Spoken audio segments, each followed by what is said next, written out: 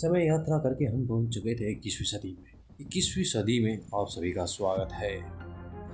सुबह सुबह उठते ही हमने देखा बच्चों को उठाने वाली गाड़ी आ चुकी थी। वहीं एक तरफ एक पिता अपने बच्चे को मजदूरी के लिए भेज रहा था। कुकुर भी अपने शिकार के लिए निकल चुका था, पर उसे कुछ नहीं मिला, इसलिए वो चल दिया।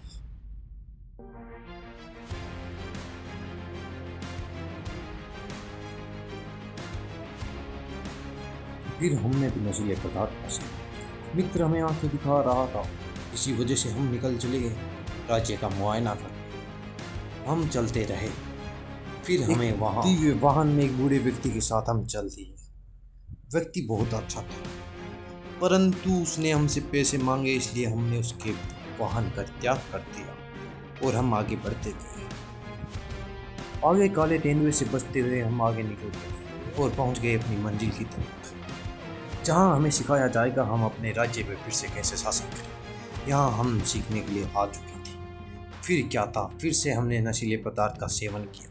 यहाँ और भी लोग थे हमारे साथ। मिस्र से आया हुआ व्यक्ति जादुई कालीन बेचने के लिए निकल चुका था। वहीं हमने देखा कि गौरव अपनी पूर्वजों की जमीन को बेचने पे तुला हुआ है और उसी के सामने कुछ शिक्षा जैसी चीज को छोड़कर एक सर्वश्रेष्ठ कार्य कर रहे थे। फिर हमारे एक मित्र ने हमें एक मिनी खेल सिखाया। फिर हमने भोजन का आनंद लिया कुछ अपने विदेशी दोस्तों के साथ। वो बहुत खुश थे। भोजन के पश्चात हम फिर आ गए एक मिनी खेल खेलने, जहाँ हम बहुत से लोगों का खून बहाया। ये मित्र उस यंत्र की वजह से ये एक दूसरी दुनिया में धीरे धीरे जा रहा था। हमने इसे जगाने का प्रयत्न किया।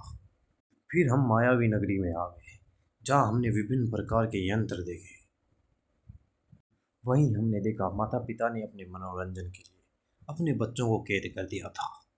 बहुत शर्मनाक बात है। वहीं दूसरी तरफ तात्या बिच्छू ने बच्चों को जादुई गोले में बंद कर दिया था।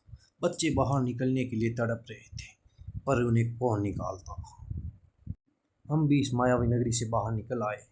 आगे आकर देखा तो महिलाओं ने शहर पर आक्रमण कर दिया था, इसीलिए हम वहां से निकल गए और हमने फिर से एक दुर्लभ वाहन का सहारा लिया। हमारे शाही रथ की तरह उस वाहन के पीछे खड़े होकर हम अपने आनंद ले रहे थे। वहीं पर हमें मुंबई के महाराजा मिले, जिन्होंने हमारे साथ इस सफ़र का आनंद लिया और हम चल दिए आगे।